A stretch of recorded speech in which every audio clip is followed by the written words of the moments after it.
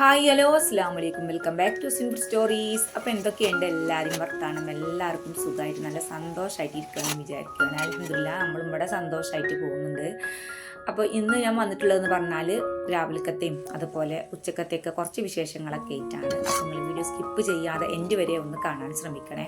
പുതിയ വ്യൂവേഴ്സൊക്കെ ഉണ്ടെങ്കിൽ നമ്മളെ ചാനലൊന്ന് സബ്സ്ക്രൈബ് ചെയ്ത് ലൈക്ക് ചെയ്ത് കമൻറ്റ് ചെയ്ത് സപ്പോർട്ട് ചെയ്യണേ. കൂടെ തന്നെ ആ ബെല്ലൈക്കൺ ക്ലിക്ക് ചെയ്യാനും കൂടെ ഞാൻ ഓർമ്മപ്പെടുത്തുകയാണ്.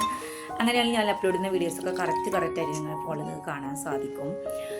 അപ്പോൾ ഒരുപാട് കൂട്ടുകാർ നമ്മുടെ വീഡിയോ കണ്ടിട്ട് ലൈക്കും കമൻറ്റും സബ്സ്ക്രൈബൊക്കെ ചെയ്യാതെ പോകുന്നുണ്ട്, മറക്കുന്നതായിരിക്കും. അതുകൊണ്ട് ഞാൻ വീണ്ടും ഒന്ന് ഓർമ്മപ്പെടുത്തിയതാണ് കേട്ടോ. അപ്പോൾ ഇന്നത്തെ ദിവസം എന്ന് പറഞ്ഞാൽ ഇപ്പോൾ വലിയ മഴയൊന്നുമില്ല, രാത്രിയൊക്കെ നല്ലോണം പെയ്തിട്ടുണ്ടായിരുന്നു. എന്നാൽ ഇനി പെയ്തൂടായി ഇല്ല കേട്ടോ, മഴക്കാറുണ്ട്. അങ്ങനെ രാവിലെ തന്നെ എണീറ്റ് നമ്മുടെ നിസ്കാരം പ്രാർത്ഥന അങ്ങനത്തെ കാര്യങ്ങളൊക്കെ കഴിഞ്ഞിട്ട് മോളെ മദ്രസയിൽ പറഞ്ഞയക്കാനുള്ള ഒരുക്കത്തിലായിരുന്നു.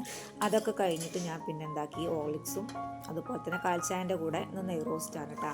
അപ്പോൾ ഞാൻ ഇതിൻ്റെ കൂടെ എന്തെങ്കിലും നമ്മൾ കാൽച്ചായ എന്ന് പറഞ്ഞു, പക്ഷേ ഞാൻ എന്തെങ്കിലും ഒരു ബേക്കറി ഐറ്റംസ് അല്ലാത്ത എന്തെങ്കിലും ഒന്ന് ഉൾപ്പെടുത്താൻ ഞാൻ ശ്രമിക്കലുണ്ട്.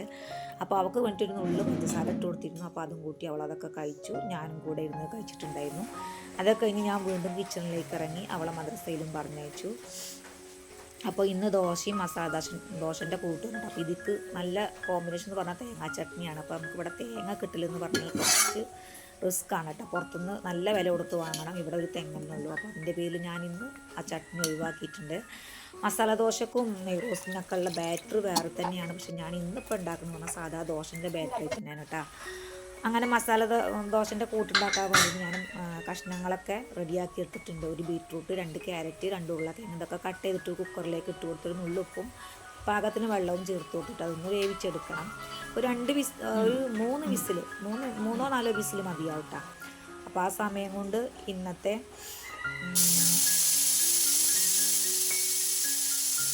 ഇന്നത്തേക്കുള്ള വെജിറ്റബിൾസ് ഒന്ന് തൊലി കളഞ്ഞ് കഴുകിയെടുത്തിട്ടുണ്ട് കേട്ടോ. ഇന്ന് ഉച്ചക്കൊക്കെ അതായത് ലഞ്ചിന് ബീഫ് കടായി ആക്കാമെന്നാണ് വിചാരിച്ചിട്ടുണ്ട്. കുറച്ചും കൂടെ ബീഫ് നമുക്ക് ബാക്കിയുണ്ടായിരുന്നു.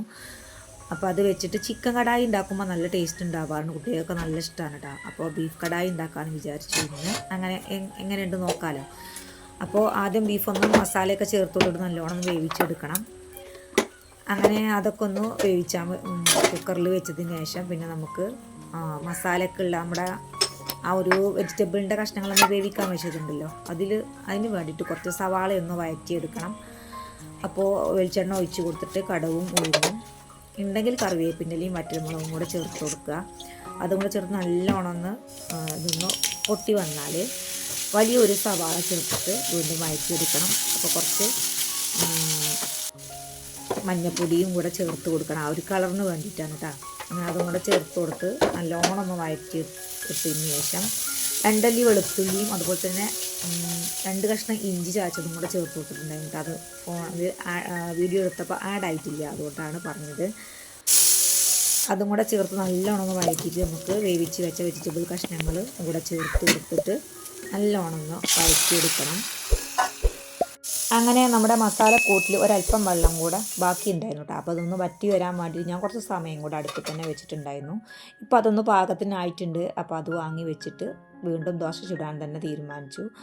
അപ്പോൾ ഈ ദോശയിൽ ബട്ടർ ഇട്ടിട്ട് കഴിക്കാനും നല്ല ടേസ്റ്റാണ് കേട്ടോ. വെറുതെ തന്നെ കഴിക്കുക, കറിയൊന്നും വേണമെന്നില്ല, ബട്ടറോ നെയ്യോ എന്തെങ്കിലും ഇട്ടിട്ട് കഴിക്കണമെങ്കിലും നല്ല ടേസ്റ്റാണ്.